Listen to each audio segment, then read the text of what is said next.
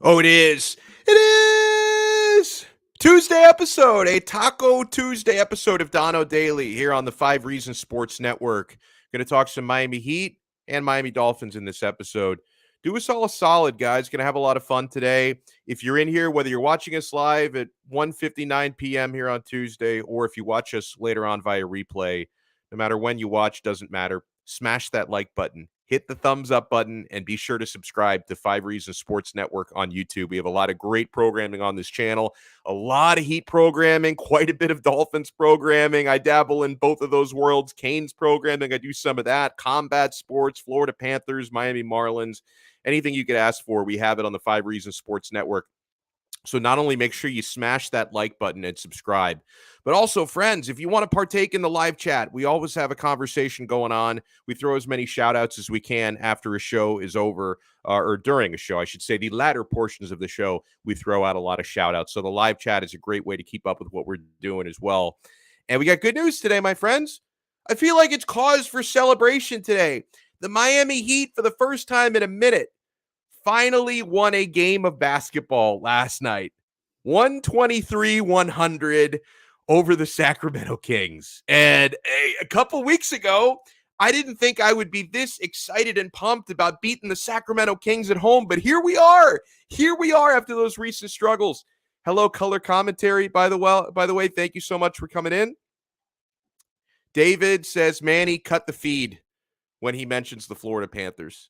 That being me, because I am a mush. People think that I mush the Panthers. But no, I never thought that I would be this celebratory after a home win against a not only bad, but also shorthanded Sacramento Kings team. But the Miami Heat in the process last night, they snap a 4-game losing skid.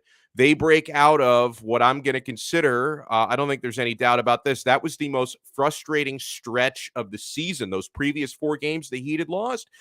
There was a lot about that performance last night. There was a lot to like about it, okay? Jimmy Butler looked back to his old self last night, 27 points, 10 for 14 shooting.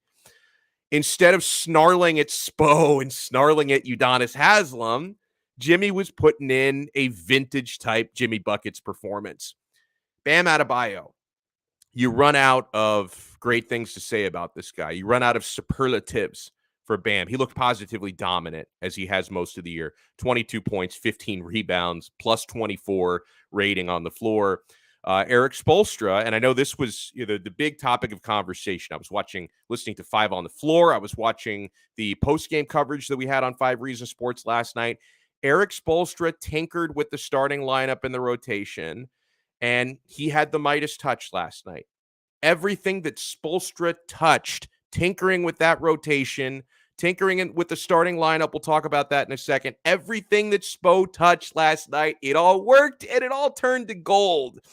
So in the starting lineup, you replace Duncan Robinson, the $90 million bricklayer, with Max Strus. That felt like Christmas Eve last night. 30 minutes before the game last night when I found out Duncan Robinson was out of the starting lineup to make way for the birthday boy. It was Max Strus's birthday last night. What a present. He gets a W and he gets in the starting lineup. So that was great. And listen, I know Strus didn't stuff the box score last night. Like, Strus didn't have a good shooting night. I'm going to talk more with Brady Hawk. Brady Hawk is going to join us, the hardest working man on the 5 Reasons Sports Network. He covers the Miami Heat like no other. He's going to join us at about 2:15 to break down the element that Max Strus added to the starting lineup. And Duncan played well off the bench. We'll get to that. So Strus started for Duncan last night. Eric Spoelstra, his first substitute, was Jimmy out for Tyler Hero in, which gave Tyler and Bam some great minutes together. Tyler ends up scoring 20 points off the bench. Oladipo and Morris out of the rotation. We knew it had to happen.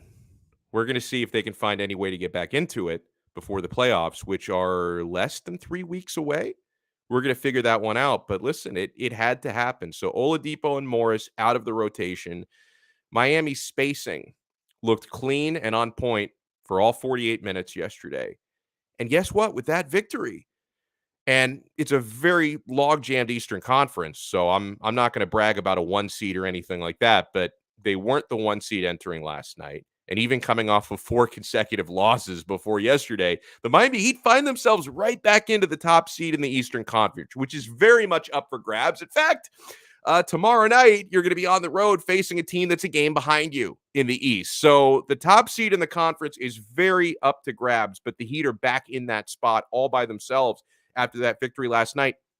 And a lot of this, folks, a lot of that win last night by the Heat over the Sacramento Kings, it felt therapeutic for Heat fans. I could tell it was therapeutic for the players as well and for Spo. I watched all the post-game interviews last night, including Spoelstra's. It really sounded like a weight had been lifted off their shoulders.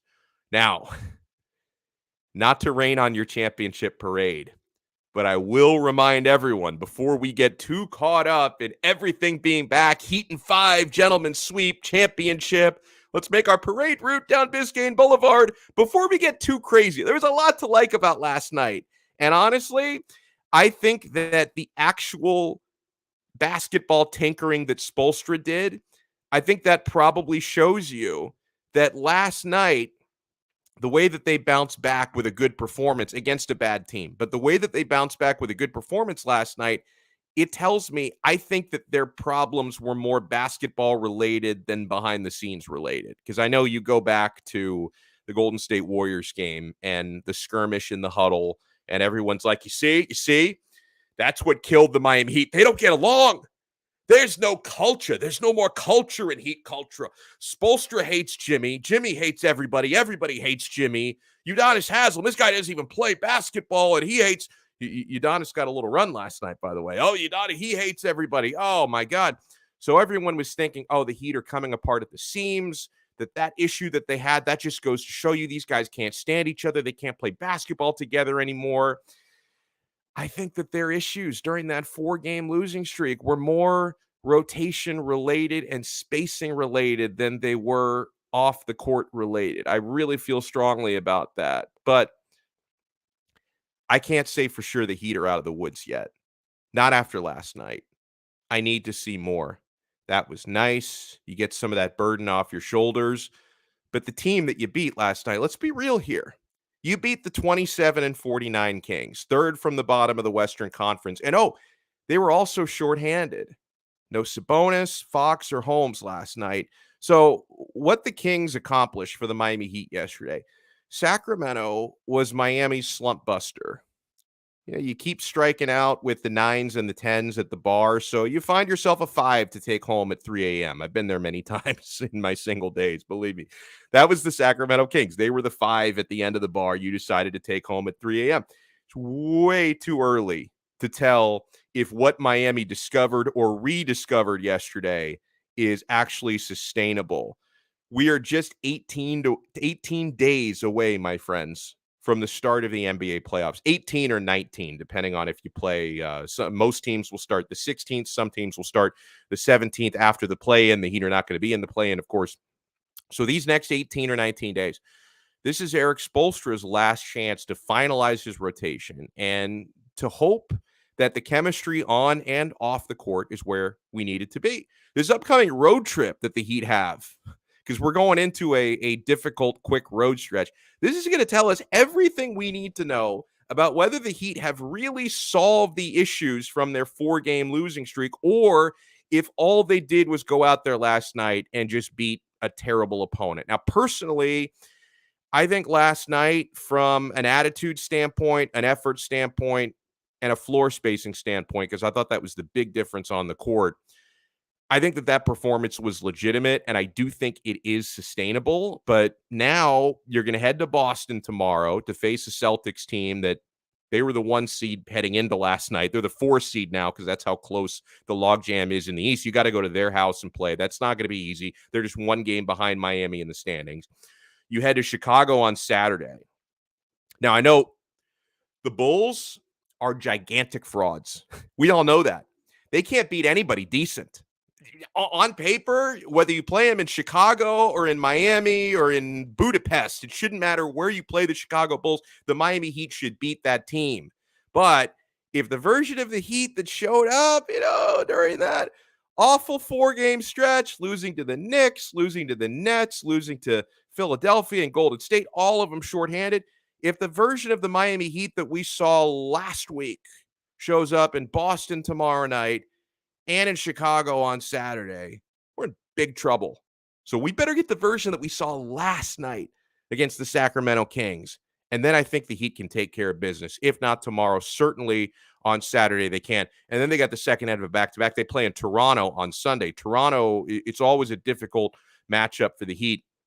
None of these teams are pushovers that they face on this quick road trip. It's half a week in and out, tough opponents. If any of those issues from that 4-game skid creep back in, you're going to return home with your tail between your legs, okay? Now, as far as where the Heat finish this year, I'm not that worried about the trophy of getting the 1 seed, right? Because we don't even know who the 8's going to be after the dust settles from the play-in. So, like, I don't think just getting that 1 seed, it'd be a nice feather in your cap, don't get me wrong. I don't think just getting the 1 seed is the end-all, be-all. But I do think winning a lot of these games to finish out, getting into the playoffs with some momentum and some chemistry heading into the postseason, I think that's incredibly important, okay? So that's where we're at. Let me go through some of the comments before Brady Hawk joins us in a few minutes. Hello to Lex Boogie. I think we win tomorrow and lose to the Bulls. Honestly, if we can only win one of the next 2 games, I would take that because to me, a win over Boston is just more impressive, and then I could write off a loss to Chicago, who we never lose to. So I think I'd if I can only win one of those 2 games, I would rather beat the tougher opponent. He says we shouldn't want the 1 seed. Yeah, I just think Spoelstra wants this team to be playing as well as possible to get in. Test Icicles writes it. He says, I just watched the replay of USA versus Panama, and that score was inches away from 8 goals for us. Now, I saw what happened in the USA-Panama game. I'm a huge soccer fan, but I'm an Italian national team fan first when it comes to international play. I'm Italian national team first because my father indoctrinated me on that. I'm Team USA second. I did not watch the USA-Panama game because I was so distraught over Italy losing to North Macedonia and not getting into the World Cup that I was on soccer strike for a few days. It's my favorite sport, the beautiful game. I love it. I love it. But after the awful hangover of Italy shitting the bed against North Macedonia, I couldn't turn around a day or 2 later. Be like, let me see what Team USA is up to. I couldn't stomach it. It was too painful. Hello to TH from the 203, our guy Trevor. What up to you as well? Kent, hello. He says it's probably going to take an entire offseason for Depot to get his level of confidence back up. Absolutely. I'm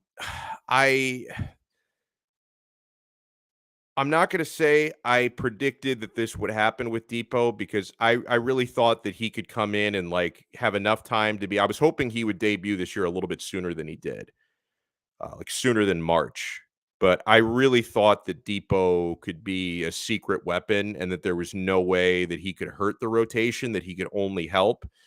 I think I underestimated, first of all, if we're going back months, I underestimated just how deep the Heat's bench was going to be. Because I mean, who could really predict the sort of impact? I mean, you can say, "Oh, I love these guys. I told you," but could you really predict that guys like Max Strus and Caleb Martin and even Gabe Vincent would be as good and as impactful as they've been this year? So I think I overestimated the Depot factor a little bit. And yeah, if and it's not like you're paying Depot a whole lot of money. So if Eric Spoelstra has to say, you know what, this guy, it's like putting a wrench into our rotation right now. We can't do it. Like, we've got to dance with the girl that brought us here. Like, Depot is just not it right now. Next year, you try to reintegrate him or whatever. But no, I'm totally with that comment. Let's bring in. Oh, hold on. Before we do, let me throw a couple more shout outs here. Ian from Brooklyn. Thank you for checking in, sir. Let's see who else is on board. David is on board. He says Donno is secretly one of Duncan Robinson's biggest fans, probably the biggest one. No, honestly, when I saw last night, and I don't even care what sort of numbers Strus did or didn't put up. I don't think it's any coincidence that the Heat actually snapped out of their skin. When I saw last night Strus in the starting lineup for Duncan, I threw a party. I was banging pots and pans down Calle Ocho. It was fantastic. Let's bring in the hardest working man on the 5 Reasons Sports Network. And you had a lot of good stuff to write about and talk about last night, Brady Hawk. How you been, sir? Doing good. Thanks for having me back. Oh man, it's so great to have you on. So first things first, what do you think Spolstra's logic was to do something that made a lot of us a little bit excited? Max Strus in the starting lineup for Duncan Robinson. What do you think led Spolstra to making that change? Yeah, well, he made a ton of changes last night, so that was just one of many. Uh, there's a little bit different ways I think you can look about it. Max Strus and Duncan Robinson are not the same player, and I think that gets confused sometimes that they're viewed as like kind of like they're used the same way. Generally, you could say that, but they're not really in terms of maybe the sets that they go about and different things of that nature. But part of me thinks it's a thing where they took Duncan out, saying when things go wrong offensively with that starting unit, what do? They immediately look for a dribble handoff for Duncan. Uh, that was a way to kind of say these top guys need to figure things out for themselves, stop worrying about that safety valve, and they need to go. Max Strus kind of can just move around a little bit differently, not just have to go off of handoffs. He's not really a handoff guy. He's more of a slip screen guy that kind of centers and fires away. That I just felt like it's a game against the Kings. As I know you were talking about before, that they did not have top level talent even with among Kings players because they had Sabonis and Fox out. Uh, but they just needed some type of rhythm. I don't know if Max Strus is going to be the constant starter, but I think there's a thing here where maybe that fifth starter is just a kind of filler type player to get the top guys going. Because that's the point of this. They're fixing things, they're changing things. The point is that all season they've been revolving things around their role players, and it's gotten them to a certain point. But now, as they're getting to the playoff time, things shrink.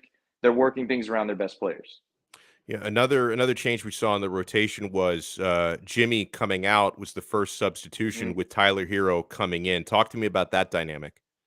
Yeah, I think first of all, a lineup that I've absolutely hated for most of the season is when they go through substitutions, and for a portion of time, you see Jimmy, PJ, and Dedmon as the front court on the floor together. And there's nothing you can do offensively there. Like there's things you can try to say and scheme up, but even if Jimmy's rolling and playing well, there's just limited space there. Bringing Jimmy out and bringing Tyler in, I think there's an element there where I think many people want to see Tyler and Bam specifically play a lot more together. Uh, just because I think back to that Brooklyn game a lot. When I say Tyler and Bam, I think of that Brooklyn game recently where that two were the only ones on the floor, basically took over that game solely.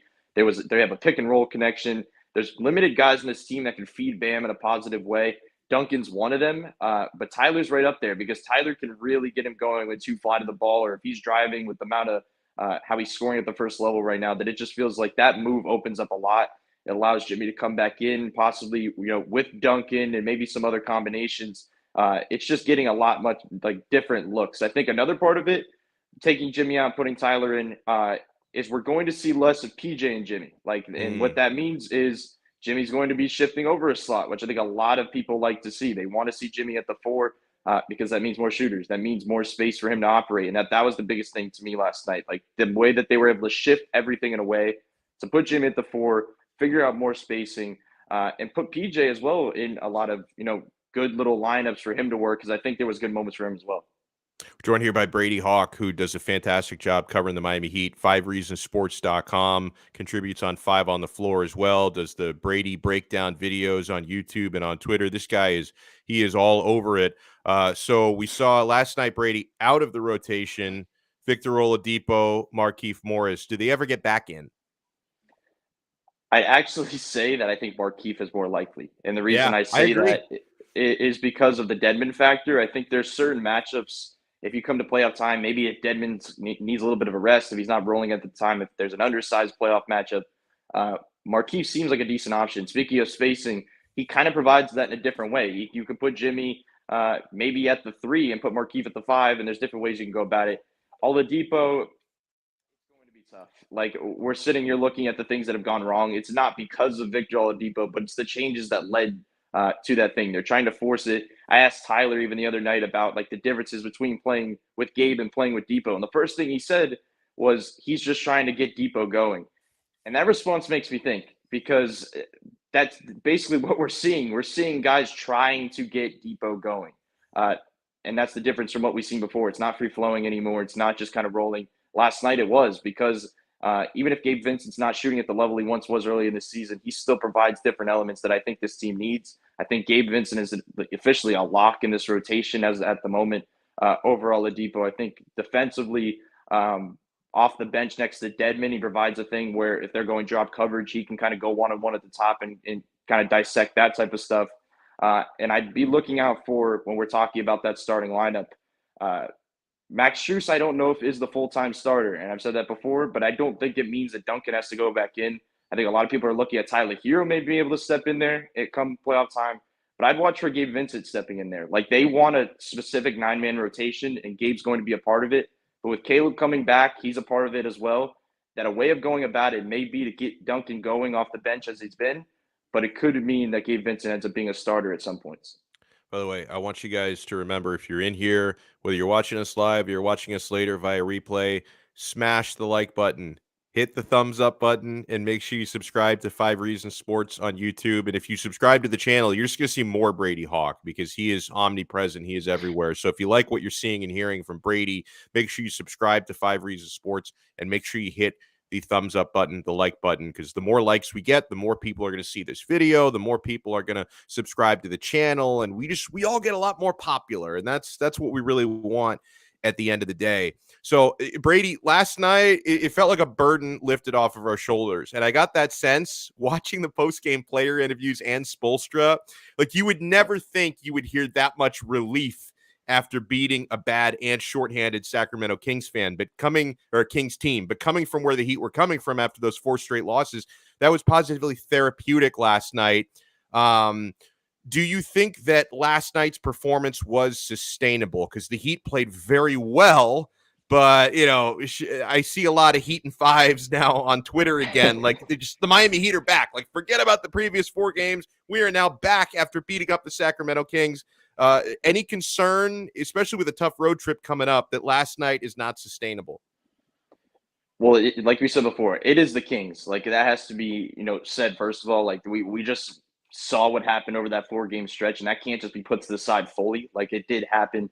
But the difference is when you're listening to these players and listening to Coach Spoelstra, they figured things out schematically. Where, in my opinion, this isn't just like, okay, they got a win after losing 4 in a row. Okay, now they can head in the right direction. No, they changed things, and they figured out a rotation difference, and they got a little bit different. We went differently on both sides of the ball. That I just feel like this is heading in a little bit of a different direction than maybe a usual 4-game losing streak and then a win against the Kings. This upcoming stretch is important. I think you were talking about, I think it's Boston, Chicago, and Toronto.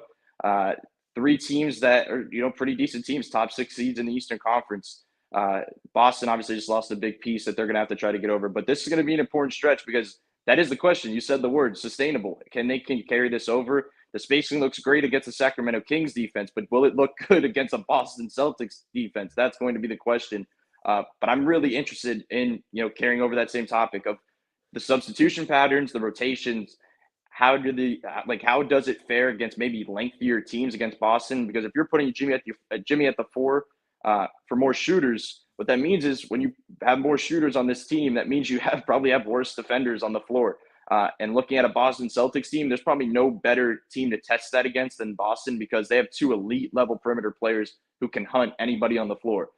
So we could see if that becomes a problem and maybe they have to go in a different direction again. But for now, it may be a Kings win, but I think it is, you said it before, a weight lifted off their shoulders because I think they figured some things out. I think it's a good question here from Ferris. He says, how's the relationship with Duncan Robinson and the key guys on the team? He says, all I feel and see and read is that the team trusts/likes to play with Max more than Don. I mean, you're definitely, I don't disagree. I don't think anyone has outright said it. Like, I don't like to play with Duncan. I prefer to play with Max. But there's been a lot in between the lines we can read with that. I mean, do you agree with that, Brady, that Max seems to have more chemistry with some of the big time players than Duncan does? Yeah, the main thing you just said is the big time players. Like, if I look at Max Strus kind of like coexists with Jimmy Butler and Kyle Lowry for me in a lot of ways. Not to say that they're not aligned with Duncan Robinson. They're going to still have him a part of this rotation, even if some think that this decline means he's going to be out the rotation. He's still going to be used. But I don't think that's a crazy thing to say. Like, it's clear when you listen to Jimmy Butler talk about how much he hates Max Strus, the more he says he hates somebody, the more he likes them. And you start getting worried when he starts talking good about you. Like, that's the way it kind of goes. It feels like, Ethan and at 5 Reasons Sports Twitter. He was reporting some stuff today. Uh, when you hear about maybe top players wanting to go and vets trying to figure stuff out about the rotation, and then all of a sudden Max Strus is in the starting lineup, it definitely has a part of it. Now, I feel like the 4-game losing streak, to me, it was more basketball and rotational issues than it was off Hmm. the court issues. But I want to read you, and maybe you've seen this, but I want to read it for my audience as well. This quote from Brian Windhorst, right, on Jimmy Butler, because I think a lot of people, okay, they saw what happened between Jimmy and Spo and UD. They saw the Heat were playing badly during that stretch. They lost a ton of games. So I think the low-hanging fruit is, oh, these guys hate each other. There's no more chemistry. There's no more culture. That's why they can't win. Okay. And Brian Windhorst, too, he's covered the NBA for a long time. He's covered Jimmy at every stop he's made. He says, quote, the Jimmy Butler, Eric Spoelstra thing, Jimmy Butler grinds on his teammates. I mean, he brings a lot to the table. There's been several organizations that have been like, quote, we are ready for him to be out of here. And there's been organizations where he's been ready to be out of there. There's not a long history of harmonious marriages there for Jimmy. So when I'm seeing Spoelstra and I'm seeing Spoelstra saying to him, and I know it's heat of the moment, I always knew you were crazy. I think he's speaking from the heart there. I think he does mean that. So I wonder, said Brian Windhorst, not only about this season, I wonder about Jimmy Butler long-term in Miami, especially since he's right on the edge there where his age and he's been banged up a little bit. I just wonder about that. And, if you feel like maybe I'm overreacting to his quote, let me know. But I feel like he's overreacting quite a bit. What do you think?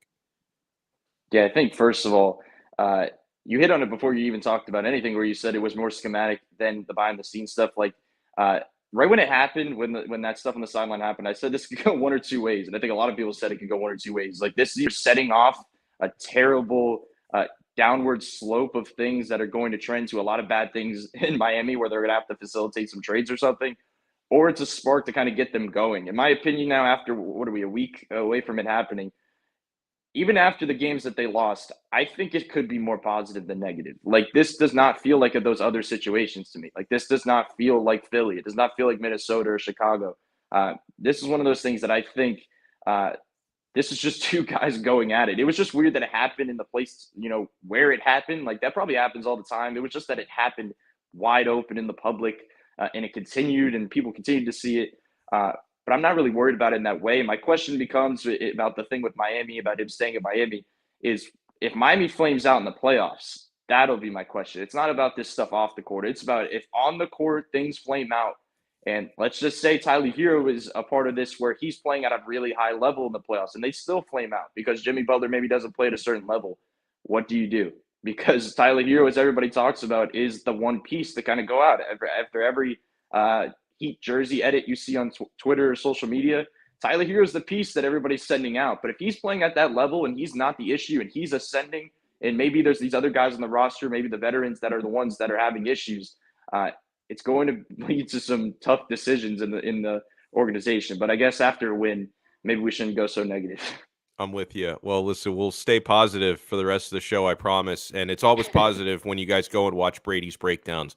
Let people know at Brady Hawk 305 where they can find all of your breakdowns and all of your stories. And if you have anything else planned for this week. Yeah, that's pretty much it. At Brady Hawk 305 on Twitter, 5reasonsports.com, some articles. And then on this YouTube channel, the latest breakdown, which I went through some of the spacing stuff on That Miami was great. offensively last night. Yeah, I learned a lot from that. Brady, thank you so much, man. Enjoy the rest of your week. All right. Thank you for having me on. Yeah, of course. And yeah, make sure you follow him on Twitter at Brady Hawk 305. David says, save the negativity for the Dolphins fans. I mean, there's always something because Dolphin fans, they're always fighting with each other. I think generally we're pretty positive. A week ago, less than a week ago, they acquired Tyreek Hill. A week ago, they signed Teron Armstead. I'm very happy as a Dolphin fan. About as happy as you could be during the offseason, right? Would be much happier to be winning double-digit games, getting into the playoffs, all that. But as far as off seasons go, all the moves they've made, and I like the coach a lot. I like Mike McDaniel. I think he's unproven, but he's got a lot of potential. I mean, he's proven as an assistant, just unproven as a head coach. So I don't think I've been this happy during an offseason. And I go back a ways longer than some of you do because I know we've got like some teenagers. I don't know if actually I don't know what the youngest person here, probably like early 20s, maybe. I don't know. I go back a little bit farther, 37 years old, long suffering Dolphin fan. But I think that the last time I was this happy with a series of offensive moves was probably when the Dolphins traded for Ricky Williams 20 years ago. Think about that. For those of you who remember that, like I do, doesn't that make you feel old? The Ricky Williams trade was 20 years ago. It's crazy. Alex M says, I'll be happy when Brady becomes our quarterback. I would be. It's not happening this year. Maybe next year it's not happening. And see, Brooklyn Rob, he's always trying to bring me down. You just hate Tua. Erroneous. Do not hate Tua. There's just a lot of other quarterbacks I like better. That's all it is. I don't hate the guy. I think Tua's pretty good. I think he's above average. I think there are a lot of other quarterbacks out there that are better. So listen, don't assume the worst like that. Don't assume I hate the guy. So in about 5 minutes, we're going to have Taco Tuesday with our guy Dave Friedman. Taco about it. Want to remind you guys, we have a lot more to come here on Donno Daily. Believe me, we're going to have some fun. We're going to talk more Dolphins, a little bit more Heat. Every episode of Donno Daily here on the 5 Reasons Sports Network is proudly served by the Quarterdeck Seafood Bar and Neighborhood Grill. Make this your spot to watch every big game and every UFC pay-per-view fight. They have every UFC pay-per-view for zero cover charge at the Quarterdeck. They got the flat screen high-definition TVs covering every wall. So if you want to watch the last 4 in the college basketball tournament, you want to watch NBA games, NHL, international soccer, Major League Baseball, they have it all on the TVs at the Quarterdeck Seafood Bar and Neighborhood Grill. They got drink specials that never end. 2-for-1 happy hour all day, every day. I love to go there and just drink down as many of those 2-for-1 margaritas as I possibly can. The beer is always so cold at the Quarterdeck. If you want to find the location nearest to you or check out their awesome menu before you go, because they have fantastic seafood, great burgers and sandwiches. The baby back ribs are incredible. The salads are great. The pasta dishes. If you want to check out their menu and find your location, they're all over Broward County. You can go to their website, quarterdeckrestaurants.com. The Quarterdeck, come for the food, stay for the fun. Oh, and the official sports book of Donno Daily. Got action at betus.com every day and night, my friends. BetUS.com, America's favorite sports book. They are the 3-decade leader. BetUS has been around before there was even a .com. They predate the internet, man. BetUS.com. Fully available in Florida, by the way. Sign up today. Bet on live sports. You can bet before the game starts and during the game because they have live betting on everything. All the big leagues, my friends, NBA, NHL, NFL when they're in season. Actually, you can bet futures now. You don't even have to wait for the season to start. You can bet on draft picks as well. So many props, so many parlays to be had, money lines, spreads, all of it at betus.com. Sign up today with our code. We give you the best bonus in the industry. When you create your account and make your first deposit at betus.com, type in our code. Write it down if you don't think you're going to remember it. 5RSN125. That's 5RSN125. We're going to give you a 125% sign-up bonus. 125%. If you deposit $100, they give you $125 in free play money on top of your deposit. They more than double your money. Yes, it's real and it's spectacular. 125% bonus with our code 5RSN125. They also have a full casino right there on the site. You can play blackjack for real money, all sorts of table games and slot games. Try it out for yourself. BetUS.com. You bet, you win, you get paid. BetUS.com. Oh, hello, Dennis. The man, the myth, the legend, he calls me. Love your show, buddy. Listening while working out. God bless you, because I know a lot. I listen to podcasts while I work out. It's probably why I'm in terrible shape. Like a lot of people, when they're working out, they'll listen to like Metallica. They'll listen to something that really gets them pumped up.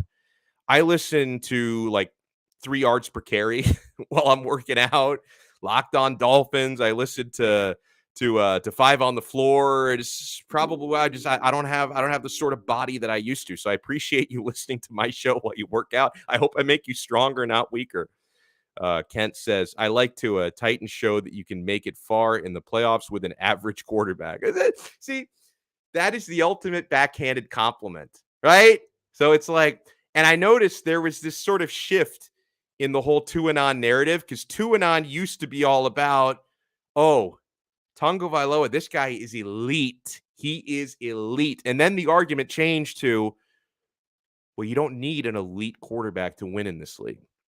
So which is it? Is he elite, or does it just not even matter to you if he's elite because you just love the guy so much and you sleep in his pajamas and you wear lay to bed, and so it's the whole thing. Like I like the guy just fine, but and guess what? I think he's going to be a lot better this year. I believe in the offense that they're building. I think with Teron Armstead and Connor Williams on the O-line, and they could still add more. They could still add a center. They could still add a right tackle. Like there's a lot more they could still do. With Tyreek freaking Hill joining Jalen Waddle, with Chase Edmonds and Raheem Mostert, with Ingold at fullback. This offense is going to be fantastic. And so you know what? I may not be a full Tua believer, but I do believe Tua can be a lot better with this much talent around him. Huge W for Chris Grier with the Teron Armstead contract, the way that it's structured. You remember, I'll tie this back into the Miami Heat. Do you remember Pat Riley? I think this was before the Heat ended up making the deal that brought Jimmy Butler to Miami. And the Heat had a lot of bad contracts at that point. Oh, how is Miami ever going to rebuild the roster when you have all these bad contracts? You have no cap space. And Pat Riley said, there are many obstacles, but there are none. That's kind of the way that I look at the NFL salary cap. Like everyone's like, well, hold on. We're trying to sign a player who's going to cost you $20 million, and we only have $19.9 million in cap space. It's impossible. We can't bring this guy here. $0.1 million in cap space. We do not have it. It's impossible. Have you ever heard of restructures?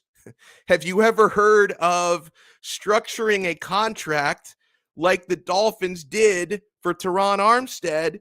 Do you know what his salary is going to be? Actually, this is not even his salary. This is his cap hit for the first year. He is only carrying a cap hit of $3.99 million the first year of the deal. Second year of the deal, $20.4 million.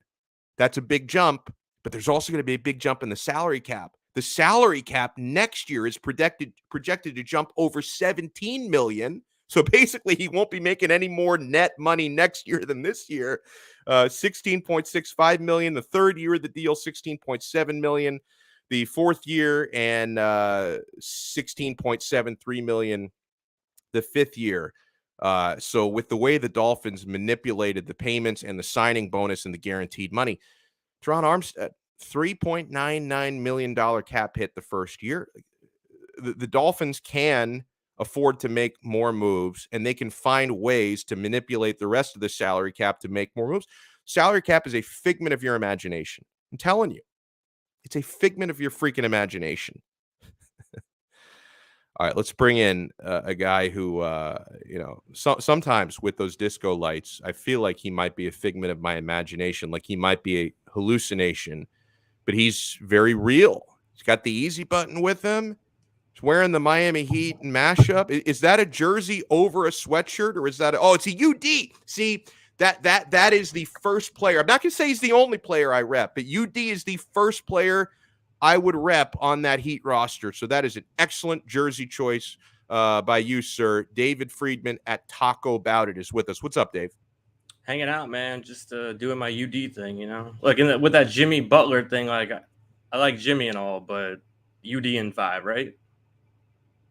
When I saw that little skirmish, and I didn't even have to consciously think about this thing, because this is subconscious after 18, 19 years of UD wearing the Heat jersey. Whatever side of an argument Udonis Haslem is on, that's the side I want to be on. That's the side I am on. For a hot second, I was thinking about trading Jimmy Butler right then and there. Like, I don't know if I need this guy running his mouth at UD.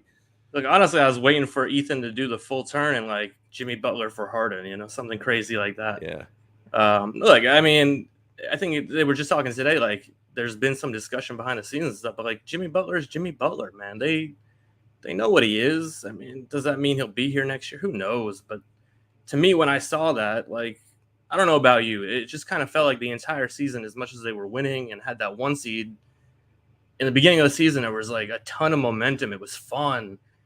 Things got a little crazy, injuries, things like that. And it's almost like they needed something. It didn't work right away. They lost that game and they played like crap. And 2 more after that. Yeah. Yeah, but like, at the end of the day, this team is like those dogs, right? I mean, this is the type of team they are. So if any team is going to be able to absorb that and turn it around into something positive, like, wouldn't that make sense? That's the strength that they have. So I'm okay with it, man.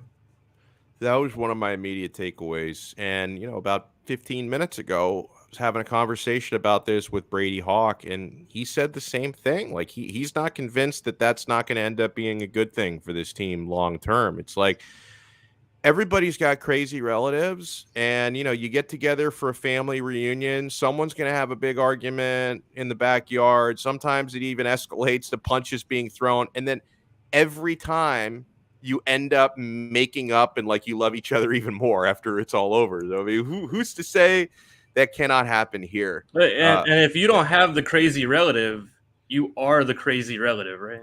Right. So, and you know what? Honestly, I've come to the conclusion I'm definitely not the crazy relative because I am for sure. Oh, really? I'm the quietly crazy relative who just watches everything going on.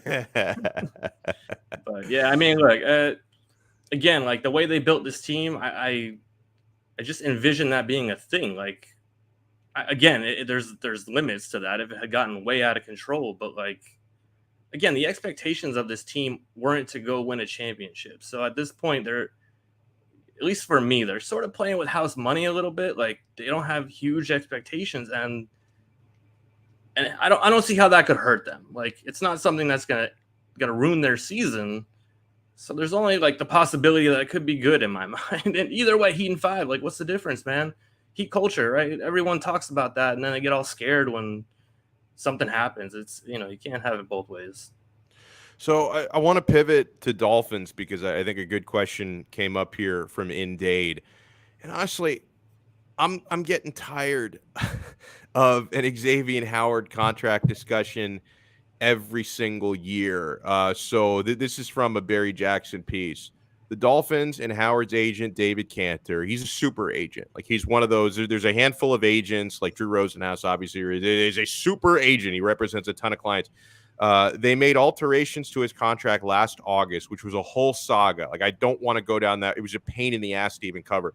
So it resulted in Howard pocketing more money than he was originally due to make last season, mostly from incentives, and guaranteeing more of his salary in 2023. Chris Greer acknowledged back in February that the Dolphins told Cantor last summer that Howard's contract would be revisited again this offseason. And apparently they're having those conversations. Like, I love X on the field. Obviously, the Dolphins have a ton of other ambitions. Some of those they've already fulfilled with some of their signings to really invest more on the offensive side of the football. As much as I love X, if this guy's going to be a pain in the ass every single year, maybe you find a trade partner. So what do you think? Do you pay X $20 million a season, or do you trade him? Okay, so like money and all that I get, right? But ultimately, he's a really good player, right? And that's what we want. It's like the risk reward. Is it worth the hassle? And it seems like it's worth the hassle to this point. If he wasn't here, we'd be complaining they needed a corner, right? So it's one of those things. But like, if they told him they would revisit it, if he's the top, at his position, like, you get it. If you were working at ESPN and you were Colin Cowherd's not there, but one of those guys, you would expect to get like the max as many times as possible, that big contract. So how can you really? It's a business at the end of the day, and it's not like So look, whatever's going to make the team win, I don't care. Do you know what I think one of the biggest problems with society is? When you work in a field where you know how much everyone else is making. Like, isn't that a big issue? Like, I don't think everybody who's like in TV, like ESPN, I don't think they all know what each other, but the big ones do, right? Because like when Stephen A. Smith signs a gigantic new deal, those numbers get published and people see it. So then like Mike Greenberg is like, wait, what about my money? You know, it becomes a whole thing. And obviously in the NFL, it's completely public what everyone's making. So it's like, you don't think like a guy who's living in the same America that I'm living in the same city I'm living in fact, in the case of every Miami Dolphins player, like you don't think making like 14, 15 million a year is like good. Like I could feed my family with that money. That'd be good enough. But wait. They want to pay me 14, 15 million. There's a guy in Wisconsin who's playing the same position, who's making 19 million. I should be making 19.1 million. Like it's a big problem. Everyone sees what everyone else is making, and it just becomes like a big pissing contest. I love the ones that like they'll literally add like a couple dollars to the contract just to be the highest paid. Yeah. But I mean, again, it's funny because like when contracts are given out and they're crazy numbers and even like a Christian Kirk type of deal where everyone at the beginning of, free agency was flipping out that the Jaguars gave him all this money. And I understand, but that's just set the table for all the other stuff to happen. And in a year or two, those contracts look like nothing based on the salary cap and the way that contracts move up. So we all overreact, right? So I think that's the thing is like the stuff with X2. It's like, look, that contract will look like nothing in a couple of years, right? I think that's more what I look at. That's true. Like, so that's a good point. Yeah, I mean, I did say it a few minutes ago that the salary cap is expected to go up. Oh, it's expected to increase by almost 18 million next year from what it is this year. So I think I'm just tired of talking about X wanting a revised deal every single year. Like just figure out a long-term solution, right? Whether you're keeping him or trading him, just find a way to make it so you're not telling him, hey, we're going to circle back to this. Well, you remember Darrelle Revis and those type of players, like they were on those 1-year contracts, just like going different teams to win a championship. So at least he's not doing that. Like he's not like, all right, I'm going to stay here a year and then go. Like he wants to stay, Yeah. Look, and this is like the first week, I think, or whatever, that we've had such positive news about the Dolphins and all these good feels. Like I am not at the point where I'm ready to let these little things kind of make me go backwards. I think we're in a lull right now, like the eye of the hurricane. There's about to be more stuff, but I'm physically and like emotionally drained from last week. I don't know if it's just me or. Well, just they've revolutionized the offense, Dave. I mean, you already had Jalen Waddle, you add Tyreek Hill and Cedric Wilson into that receiving core. You keep Gesicki, Ingold at fullback, Raheem Mostert's probably the second fastest guy in the league after only Tyreek Hill is in your backfield. Chase Edmonds is in your backfield. So it's incredible. And Teron Armstead at tackle, Connor Williams at left guard. Honestly, I think the fullback is what everyone's sort of overlooking. Because, and look, I'm cheating a little bit. My best friend's a 49ers fan. So like I've been watching that offense forever. The way they use check, like that's a big part of what they're going to do. Like they needed that fullback, and he's a really good fullback. So I think during the season, like that's going to be one of the most underrated moves that they made because of all the flash names and everything else they've done, but that guy is going to be solid for them. No, I'm glad you brought that up because you're 1,000,000% right. Like he is going to be so important in that offense. And Ingold, not only can he block, but he's a really sneaky good receiver out of the backfield. Exactly. He's going to pick you up some first downs, man. Short yardage situations. He's going to be absolutely money. So with all these upgrades, with all these weapons, how does that change your expectation for Tua in year 3? And do you think some of these narratives out there, and on yesterday's show, I went over some of the unfair media narratives where I think they're just not even grounded in fact. Some of the narratives that I thought were fair, I think it's fair for people to ask the question or to make the declaration that like this is a make or break year for Tua. Question mark, yeah. Right. That if you had plenty of reasons why he was inconsistent the last couple of years. When you look at how bad the offensive line was, receivers are always banged up, no running game. There are plenty of reasons the last couple of years why he wasn't consistently very good. You take all of those reasons or excuses away now. So do you think the narrative of make or break year, is that fair? It's based on the situation, right? So for this team, based on everything they've gone through over the past decade plus or whatever.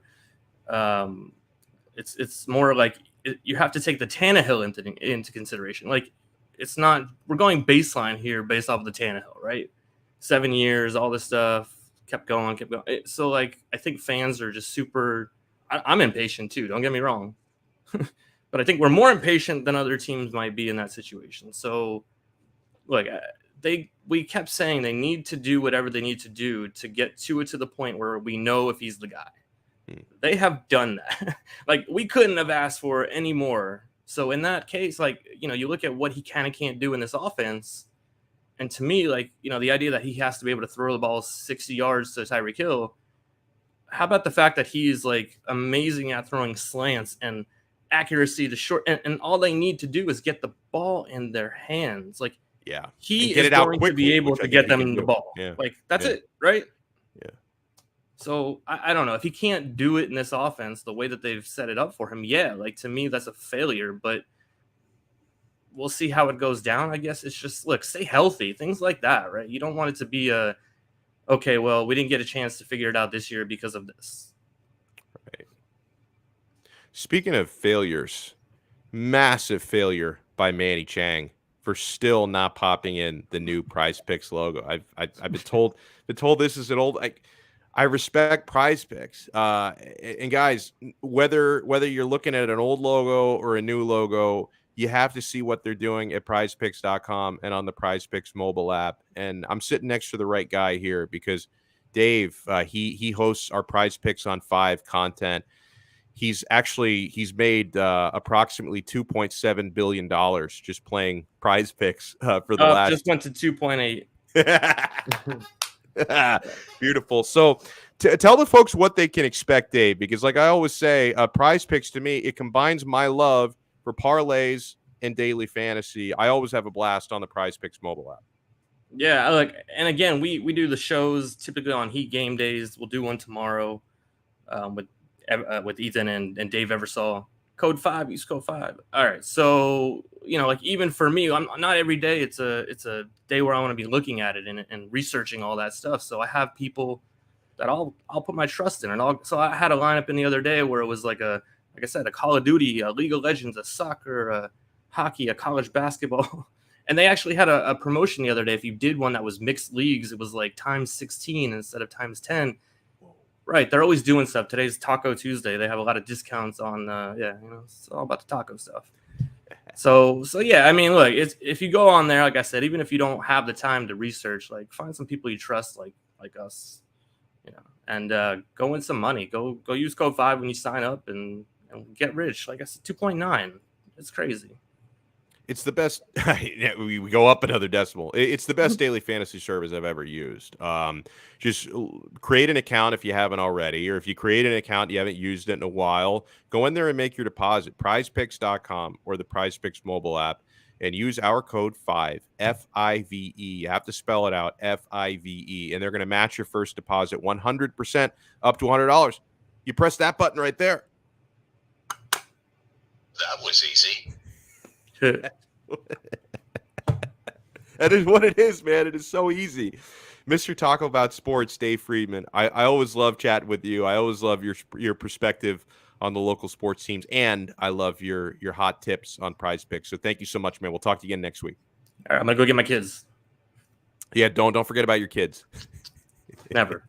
There's sometimes, like, when I used to do, we moved the start time weeks ago. We used to go live at 3. I go live at 2 now because the problem that I had was, like, I always had to pick up my kid from daycare at 4:30, and when I go to from 3 to 4, sometimes I'd stay late because I'm reading all the messages on the live chat, and I start rambling. It's like, I don't know, like, so I'd show up late. And my kid just looks sad. Like, he's like, you let me, you maybe stand here an extra 15 minutes because you couldn't shut your damn mouth because you were on YouTube. You just didn't know when to shut up. So that's why we started doing the show an hour earlier, because if I do get a little long-winded and the show goes a little long, then I don't have to keep him waiting. I'll still get there to daycare by 4:30, no problem. Yeah, be like our guy Chris Adams at the Finns Tailgate. Hit that like button. It's a great favor you could do for us. Go right now. You're watching on YouTube. just smash the thumbs up button. Hit the like button. Doesn't matter if you're watching live or watching via replay, the like still works the same. Hit the like button. It goes great lengths into helping my show and into helping our channel, because the more likes our videos get, the more people's YouTube homepages this is going to show up in, suggested viewing. It just helps us grow the channel. Then we get more subscribers. And then eventually we take over the world. Okay, that's just how it works. We become bigger and bigger and bigger until global domination time comes. So that's the first and easiest way to support the show, is smash the like button and subscribe. Completely free, right? Another great way to support us, and it's completely optional, right? Because we give love to the live chat, whether it's a regular chat or a super chat. But if you're feeling generous and you want to leave us a super chat donation, you can do that as well. Just hit the I think it's like a $sign button. It'll say either super chat or it's got a $sign on it. You can make, a donation, couple bucks, handful of bucks, whatever you want. Just it helps the channel grow, and it helps put food on the table for Manny Chang. So if you're able to leave us a super chat, we thank you. If you're not, no big deal. And then, the other way to support us, and this is probably stuff you need anyway, because everyone needs to eat, right? Everyone needs to eat, and everyone needs to bet on sports. Those are basic human needs: food, water, and action. Those are basic human needs. So yeah, support our sponsors, like the Quarterdeck Seafood Bar and Neighborhood Grill, quarterdeckrestaurants.com. If you want to check out their menu, find the location nearest to you. Keep in mind, it's an awesome sports bar. You can watch any game or any fight at the Quarterdeck. quarterdeckrestaurants.com. Come for the food, stay for the fun. And betus.com, full sports book, fully available in Florida. And we have the best bonus in the industry for you. Sign up with our code 5RSN125. That's 5RSN125. They're going to give you a 125% sign up bonus. 125% free play money on top of your deposit. How good is that? You bet, you win, you get paid. BetUS.com. Let's see. Ian from Brooklyn says, enjoy the daycare years. It goes by super fast. Yeah. Well, yeah, he's going to next year. He starts VPK, which is like right before kindergarten. So it's going to feel more like real school next year. And the problem with VPK is I think school ends at like 2:33. So I don't know what the hell I'm going to do then. I may make a grandparent pick him up every day, because I want to keep doing this show from 2 to 3. So that'll be fun. Hey, anybody get a Quarterdeck gift card yet? Mine is being held hostage. I still, yeah, Brooklyn Rob, I'm going to DM you today. Send me your address again, because I do owe Brooklyn Rob a Quarterdeck gift card. We have successfully sent out a handful of them in the past. Like, I think our guy Alex M, I think, did get one. Brooklyn Rob did not. Now, we didn't have a winner from last week. We're going to do it again this week. We're going to try the contest again. As long as every show I do this week, as long as we get at least 100 likes in the live chat, we smashed it yesterday, no problem. So at least 100 likes. If we get at least 100 likes every day that I do a show this week, we're going to give away a gift card. Last week, we never got it for Thursday. Monday, Tuesday, destroyed it. Got, I think, like 400 likes on one of the episodes. I didn't have a show Friday, so it was just Monday, Tuesday, Wednesday, Thursday. Monday, Tuesday, Wednesday, we smashed it. Thursday, I think we finished at like 96 likes, so we didn't make it last week. This week, we'll try to make it. And then I am going to release, not only will I send out another gift card to a lucky winner, I will release the hostage that is Brooklyn Rob's gift card. Shout out to you, Brooklyn Rob. My guy, Kenneth Cleveland from the Boom Boom Room. I love this dude. Donno, there is a meeting of the executive board of the Boom Boom Room. We will be sending the limo for you after the show. That's the best. The Boom Boom Room limo. Who else is on the board, Kenneth? I know Big O is on the board. I'm on the board. Did we ever, my former producer, Tito Banach, did we ever let him in to the Boom Boom Room board? Sean Stanley, I think, is on it. I would love to know everybody who is on the board at the Boom Boom Room. It's an amazing place. Let's see. David, thank you so much. He says, Luca will slap you sooner or later, Will Smith style. Funny story about that. So I was DMing the other day with David here on Twitter, and he brought up what I thought was a legitimately good idea because we all saw Sunday night Will Smith slapped Chris Rock in the face, and it went so viral. Like everybody was talking, everybody's still talking. Like I still see memes 2 days later. I still see memes. Everybody's talking about it. David had what I thought to be a legitimately good idea for me to either do it on a live show or even like videotape it beforehand. My 4-year-old son slapped me in the face. I thought it was actually a good idea, but I brought it up to my wife. She wanted to slap me for even suggesting it. She thinks it would teach my impressionable 4-year-old bad, violent habits. Like if I encouraged him, she's, by the way, she's 1,000,000% right. I just thought it'd be funny, but she's 1,000,000% right.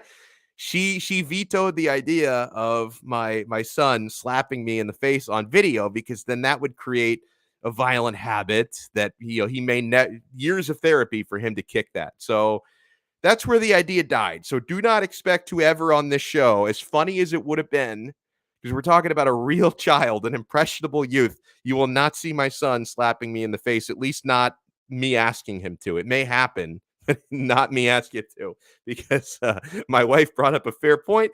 Not a very good parenting idea to encourage that sort of activity. So we will not be seeing it. She's the party pooper.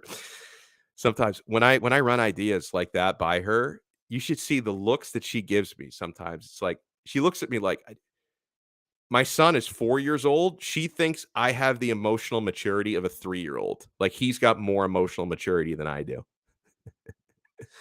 Unbelievable. Let me throw out some more shout outs here. Yeah, Brooklyn Rob X is going to want his money. No question. Dennis Ramirez, welcome in. I always love when the live chatters are friends with each other. It's a cool community, right? Cap for life. He was saying hello to you, Cap. Cap is in here every freaking day. I love it. Kent, hello. Thank you so much. Oh yeah, I read this one already. Titans showed that you can make it far in the playoffs with an average quarterback. Okay, I'm so excited to have an average quarterback. Now an average quarterback, but way above average offensive talent. So maybe this will work. Maybe this will work. Joseph Rodriguez, hello. What's up, Donno? Today is my youngest daughter, Gianna's first birthday. Oh, that's awesome. Hope that my girls can cheer on a winner in the Fins. Bro, happy birthday to her. 1-year-old. That's a tremendous milestone, right? I don't know if she's old enough to eat the cake yet. I don't think my son actually ate any of his first birthday cake. Now he's 4. He just turned 4 about a month ago, and he inhaled his birthday cake. Like I didn't get anything left over. It was awesome. So cherish these moments, Joseph. Happy birthday to Gianna. That's so cool. So cool. Alex M, thank you so much for tuning in. The Ricky Williams trade was a big deal. Honestly, what the Dolphins have done over the last week, probably the biggest moves. Like the Tyreek Hill one was huge, but that came right after Teron Armstead. Like this is the most excited I've been about an offseason, I think, since the Ricky Williams trade, for real. All right, let's see who else we can shout out here. Ferris, who I thought had a really good question for Brady Hawk. We did read that and discuss that. So if you guys missed that, go back and watch the earlier part of the show. Mitchell Whittingham, thank you so much. I was going to ask if he's related to Chris Whittingham, but the last name is spelled differently. So I'm going to guess no. Because like Chris Whittingham has like a random Y in there instead of one of the I's. We do love Brady Hawk, by the way. He is the best. And welcome, Mitchell. Thank you so much for tuning in. Devin Jordan, thank you so much. Hold on, let me read his message here. Struce needs to be in the rotation every night. 100%. Lex Boogie, thank you so much. He said Depot just needs more time because I'd rather Gabe get his minutes. Yeah. Well, the problem is like we're less than 3 weeks away from the playoffs, and Depot didn't debut this year until so late, like early March, I think it was, that I don't think, unfortunately for him, the rotation right now is better without him. He just didn't have enough time to integrate for this year. And I was excited for Depot. Hello to Trevor, TH from the 203. Thank you for tuning in. Test Icicles, thank you so much. Yeah, we read this one already. He was talking about the USA Panama replay. Maybe I should watch the replay because it's too painful for me to watch soccer when that game was live because I was so upset about Italy getting knocked out of the World Cup. Color, thank you so much. We appreciate you. And I think that's it. If I missed anybody, I apologize. I tried the best I can to shout out everybody. If I missed you, we'll get to you next week. Oh, and I got an answer here from Kenneth Cleveland. The executive board. Of course, Kenneth is on the executive board. Didn't want to neglect you there because you are the founder. It's him, me, Big O, Sean Stanley, and the late Bill. Oh yeah, I didn't realize what they. Yeah, oh that was so. Yeah, Bill passed away. That was awful. One of Big O's really good friends who I had a chance to interact with a little bit before. That was so freaking tragic, man. May he rest in peace. And Tito on the board as well. So yeah, thank you so much, Kenneth. Thank you so much, everyone. All right, guys. Again, make sure you support our sponsors: PrizePicks.com, BetUS.com, Quarter Deck Seafood Bar and Neighborhood Grill. I'm gonna go out to the Quarter Deck tomorrow. Actually, I'm gonna have lunch there. Oh, so good. I'm going to knock down some of those 2-for-1 margaritas. All right. Thanks to everyone who tuned in. Thanks so much again to Brady Hawk and for Dave Friedman for joining us. We will talk to you guys again tomorrow. Another episode of Donno Daily on the 5 Reasons Sports Network. Oh, just so you know, I know that we recently made the official time 2 p.m. I might have to do 3 p.m. tomorrow because I'm going to be having lunch at the Quarter Deck and then coming back down from Broward to Dade. So I might have to start 2:30 or 3 tomorrow. I'll keep you guys updated on social media. You'll see what the start time is. We'll talk to you then. Another episode of Donno Daily on the 5 Reasons Sports Network. See ya.